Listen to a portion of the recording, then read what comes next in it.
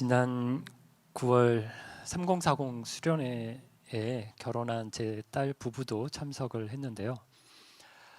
수련회 때 같은 조에 있던 분이 딸에게 제 걱정을 했다고 하더라고요. 아버지 얼굴이 많이 안 좋아 보이신다. 어디 편찮으신 것 아닌지 걱정이 된다. 건강검진은 잘 받고 계시냐? 이렇게 물었다고 해요. 걱정을 해주신 분이 의사셨기 때문에 저도 조금 염려를 했는데요. 왜 얼굴이 안 좋아 보였을까 생각을 해보니까 그 무렵에 제가 잠을 좀 잘 못 잤어요. 잠이 안 들어서 오래 뒤척였고요. 겨우 잠이 들어도 금방 깨서 또 다시 못 자고 했거든요. 어떤 날은 새벽 1시에 깨서 새벽 기도를 나올 때까지 잠을 못 자기도 했습니다. 지금은 얼굴 괜찮죠? 예. 요즘은 잘 잡니다. 오히려 너무 졸려서 계속 자고 싶어서 새벽에 알람이 울려도 저거 끄고 또 자고 싶어서 문제예요.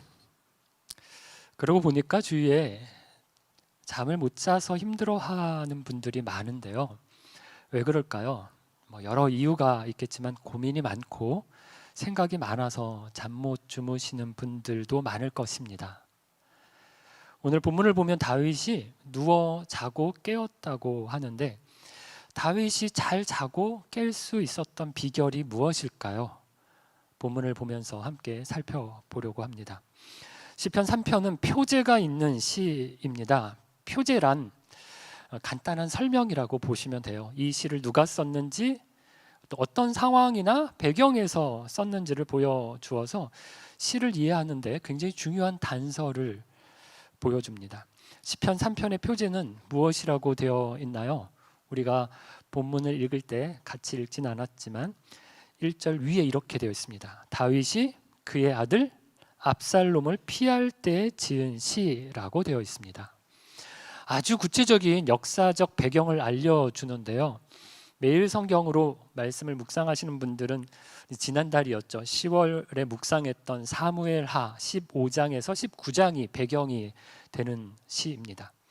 다윗의 아들 중에서 압살롬이 아버지 다윗 왕에게 반란을 일으키는데 온 이스라엘에서 군대를 다 모아서 일으켜서 예루살렘 성까지 함락을 시키고 왕궁을 아예 차지합니다. 다윗은 이 아들 압살롬을 피해서 황급히 왕궁을 빠져나와서 도망을 하는데요. 시편 3편이 바로 이때 다윗이 쓴 시라는 거예요. 본문을 보면 두 절씩 모두 4단락으로 나눌 수 있는데요. 단락별로 말씀을 살펴보려고 해요. 첫 번째 단락은 다윗이 처한 상황을 말해주고 있습니다. 1절을 보면 다윗이 여호와여 나의 대적이 어찌 그리 많은지요. 일어나 나를 치는 자가 많으니이다 라고 한탄을 합니다. 사람이 당하는 고통이 여러 가지가 있어요. 불합격. 지금 수능 수험생들에게 굉장히 이제 두려운 말이죠. 대학이나 취업을 하려고 열심히 노력을 해서 시험을 보고 면접도 봤는데 결국엔 떨어졌어요. 이때 참 허망하고 힘이 듭니다.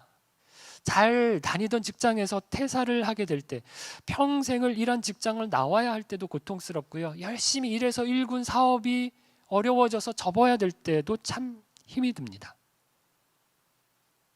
돈을 잃었거나 지위, 인기를 잃었을 때도 그렇고요. 건강을 잃었을 때는 참 다 잃어버린 것 같은 마음이 듭니다. 그런데 그 중에서 제일 힘든 때가 언제일까요? 저는 사람을 잃었을 때라고 생각을 하는데요. 사랑하는 사람을 먼저 보내야 할 때 마치 자신의 몸 한쪽이 잘린 것 같은 고통이라고 하거든요. 이때 사람이 참 힘이 듭니다. 죽음이 갈라놓는 것은 아니지만 사람들이 떠나갈 때, 많은 사람들이 나에게서 등을 돌릴 때, 어떤 사건이나 오해 때문에 내 주위에 사람이 없을 때, 다 나를 미워하는 것 같을 때, 욕을 할 때, 이럴 때 내 편이 하나도 없는 것 같이 생각이 들거든요. 이때도 참 힘이 듭니다. 다윗이 지금 그런 상태예요. 많은 사람들이 자기를 성군으로 대해주고 따랐어요. 큰 업적을 이루고 태평성대를 보냈는데 그때는 자기 앞에서, 다윗 앞에서 다들 굽실굽실 거렸습니다. 그런데 말년에 자기 처지를 보니까 너무 한심한 거예요. 자기 편이 아무도 없는 것 같아요. 그리고 그 와중에 목숨을 겨우 부지하겠다고 길거리로 쫓겨나온 것, 자기 자신을 보니까 너무 한심하게 생각이 된 것입니다.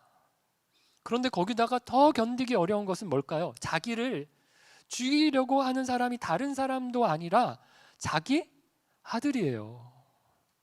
이러니 많은 사람이 다윗을 비웃고 조롱하는데 뭐라고 말합니까? 2절입니다. 많은 사람이 나를 대적하여 말하기를 그는 하나님께 구원을 받지 못한다 하나이다 라고 말을 합니다.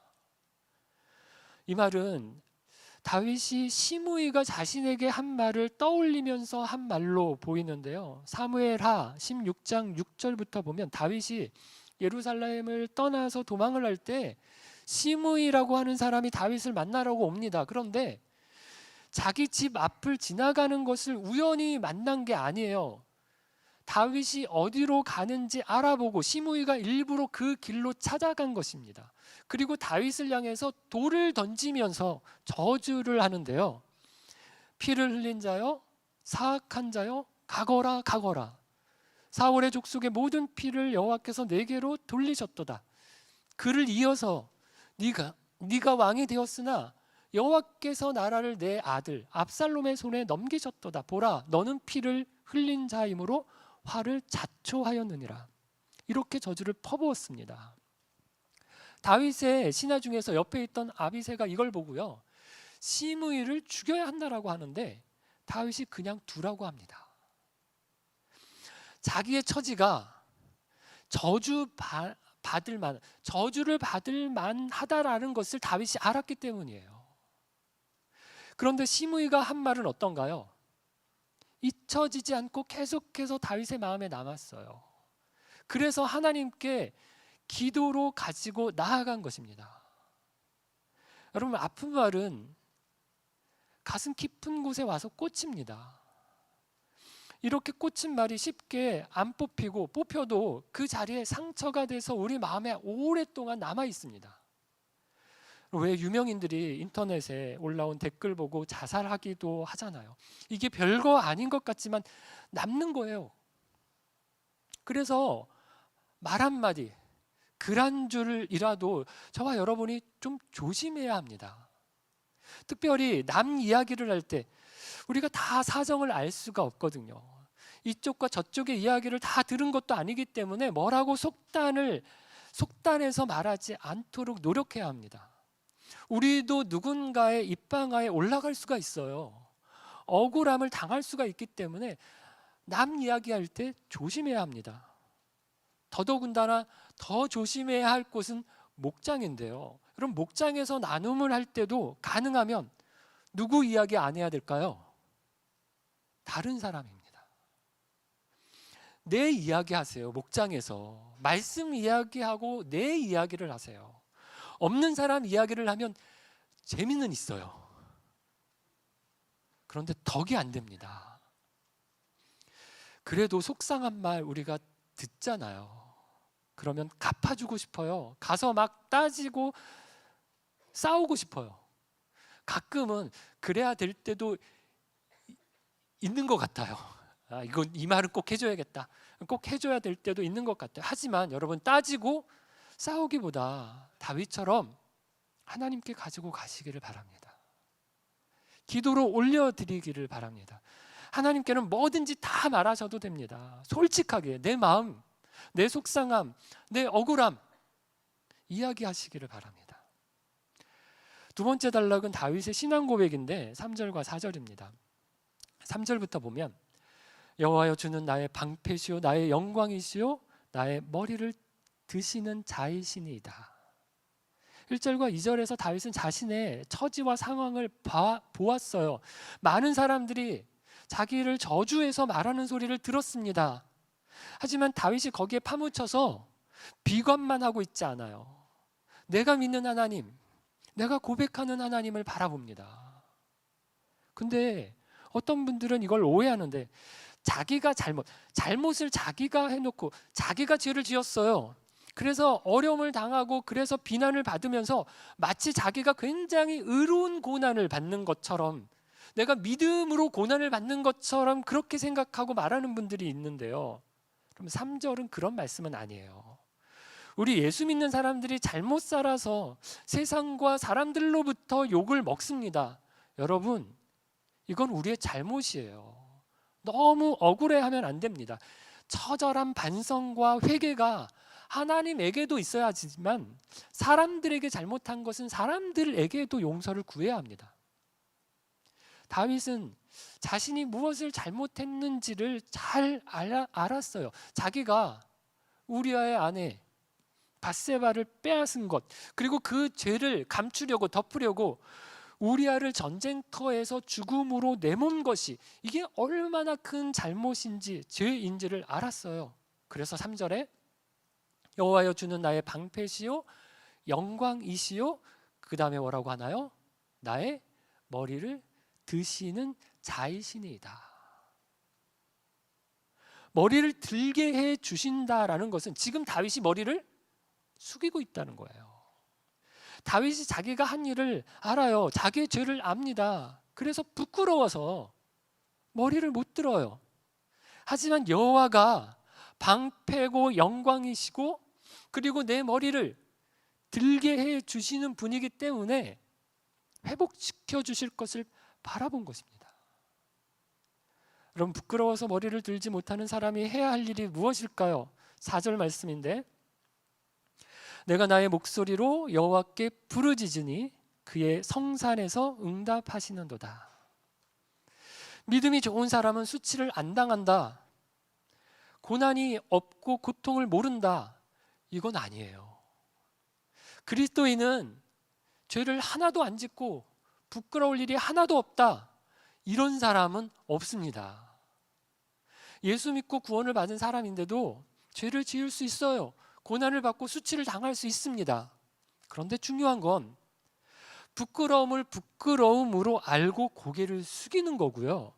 고개만 숙이고 있는 게 아니라 입을 열어서 여호와께 부르짖어야 하는 거예요. 여호와께 도움을 구해야 합니다. 그럴 때 하나님께서 어떻게 하실까요? 그의 성산, 거룩한 산에서 응답해 주세요. 우리의 기도에 응답하십니다.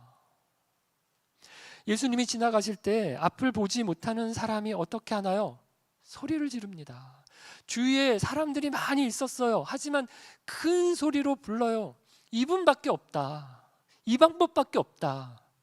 이 기회를 내가 절대로 놓칠 수가 없다.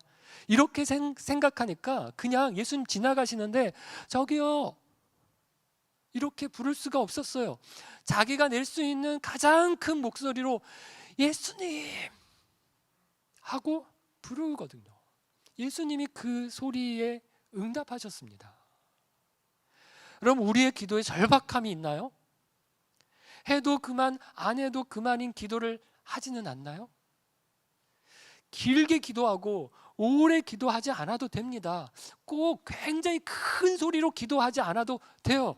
단 5분을 기도하더라도, 아니 단 한마디의 기도를 하더라도 그 안에 우리의 간절함, 그 안에 우리의 절박함으로 하나님을 붙들고 하나님 앞에 기도하기를 바랍니다.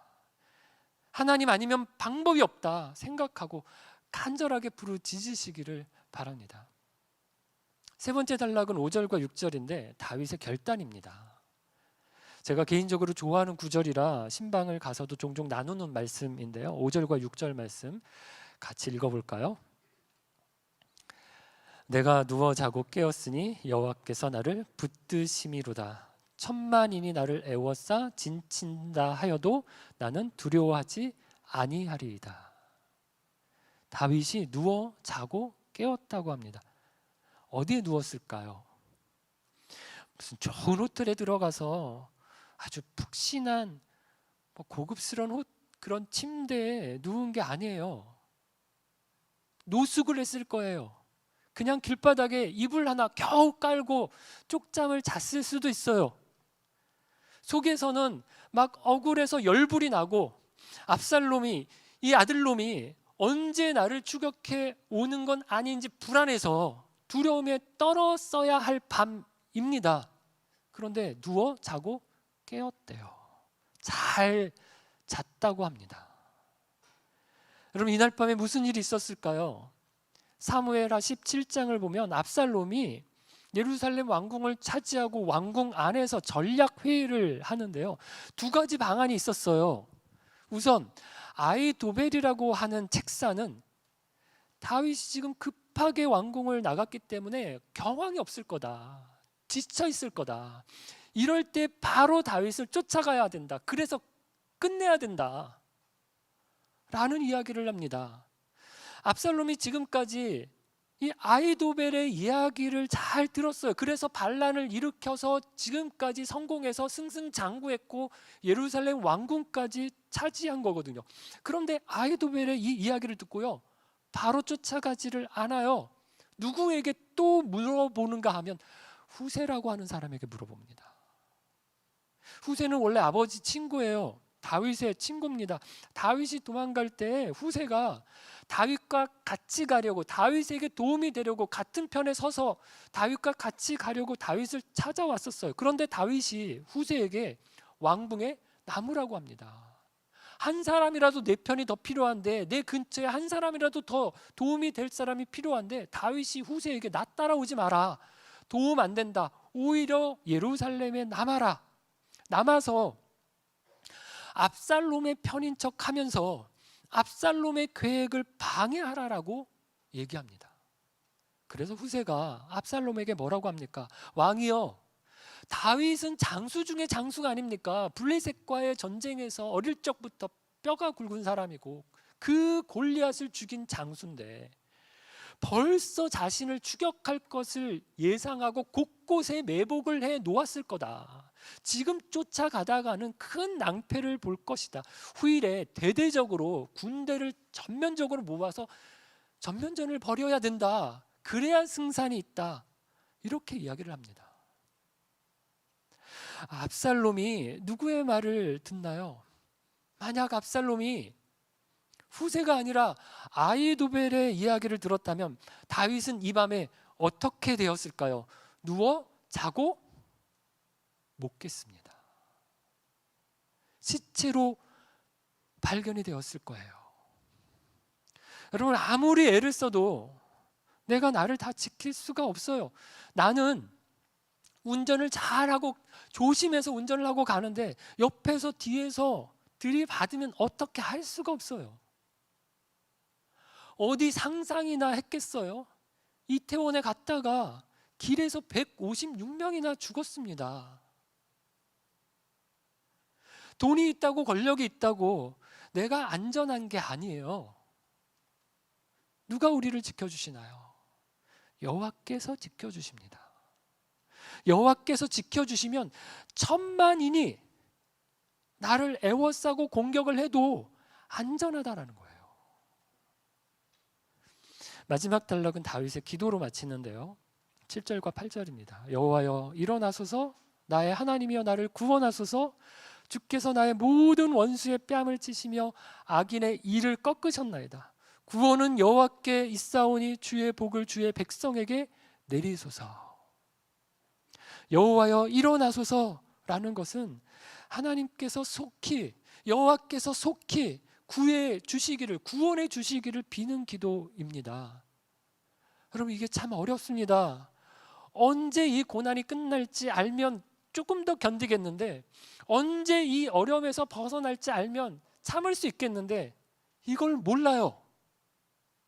그래서 다윗이 속히 구원해 주시기를, 건져 주시기를 여호와여 일어나소서 하나님께 간구합니다. 여호와께서 일어나실 때 무엇을 하시나요? 내 원수의 뺨을 치실 거고요, 이를 꺾으실 거예요. 여러분, 뺨을 친다는 것은 뭐 뺨을 맞으면 아픈 것도 또 되게 아프지만 굉장히 수치스럽거든요. 하나님께서 원수를 수치스럽게 하실 거라는 말이고요. 이를 꺾으신다라는 것은 힘을 빼앗겠다라는 겁니다. 그래서 지금은 다윗이 내가 수치를 당하고 내가 힘이 없어요. 하지만 하나님께서 정확히 이 상황을 역전시켜 주실 거예요.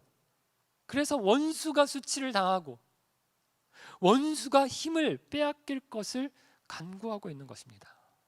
8절, 구원의 주님께서 고난 당하는 자들, 수치를 당하는 사람들, 하지만 하나님의 구원을 바라보고 기도로 부르짖는 사람들에게 복을 내려주실 것을 믿고 하나님께 찬양을 드립니다. 사랑하는 빛소금 가족 여러분, 잘 주무시나요? 걱정이 많으면 잠이 안 와요. 밤에 자려고 누워도 이 생각 저 생각 하다가 잠을 못 이룹니다. 미워하는 사람이 있어도 잠을 못 자는데요, 억울하고 막 분해서 이거 어떻게 갚아줄까, 그때 그 사람이 이 말을 나한테 할 때 내가 이렇게 쏘아 붙였어야 했는데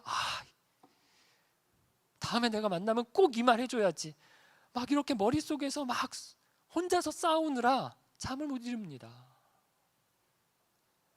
경제학자들이 경제 불황을 예고하고 있죠. 긴 겨울이 왔다고 합니다. 자꾸 오르는 금리에 사업하시는 분들, 대출 이자 걱정에 잠 못 주무시는 분들도 많을 거예요. 전세 만기가 다가오는 분들도 이거 전세 올려달라고 하는데 또 맞춰서 어디로 이사를 해야 할지 걱정입니다.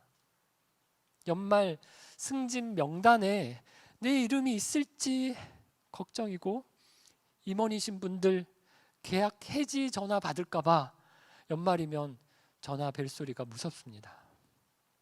수능 시험이 이제 열흘 앞으로 다가왔는데 수험생도, 또 수험생 부모님들도 잠 못 자는 것은 마찬가지일 겁니다. 그런데 내가 아무리 잠 못 자고 걱정한다고 해결이 되나요? 아니거든요. 다윗이 한 일은 자기를 따라 나서는 후세를 남겨놓는 것뿐이었어요. 혹시 모르니까 너는 남아서 아히도벨의 계획을 쓸모없는 것으로 만들어라, 이렇게 조치를 취했을 뿐이에요. 그런데 실제로 그날 밤에 일하신 분은 누구신가요? 여호와 하나님이십니다. 압살롬이 이제까지는 계속해서 아히도벨의 말을 들었어요. 그런데 이날 밤엔 압살롬이 아히도벨의 말을 안 듣고 후세의 말을 듣는 거예요. 누가 하신 건가요? 여호와 하나님께서 하셨습니다. 다윗이 자기가 할 일은 다 하고 나머지는 기도로 맡겨드렸어요. 그리고 나서 누워 자고 깬 것입니다. 상황이 아무리 어렵더라도, 천만인이 나를 둘러싸고 공격해 오더라도, 많은 사람들이 너는 이제 끝났다, 벌을 받았다 이야기를 하더라도, 여호와 하나님은 다윗을 붙들고 계셨던 것입니다. 절제절명의 순간, 목숨이 왔다 갔다 하는 그 위급한 순간이라도 하나님이 저와 여러분을 붙들고 계십니다. 하나님이 붙들어 주실 것을 믿고 편안함 가운데 누워 자고 깨시는 저와 여러분 되기를 주님의 이름으로 축원합니다.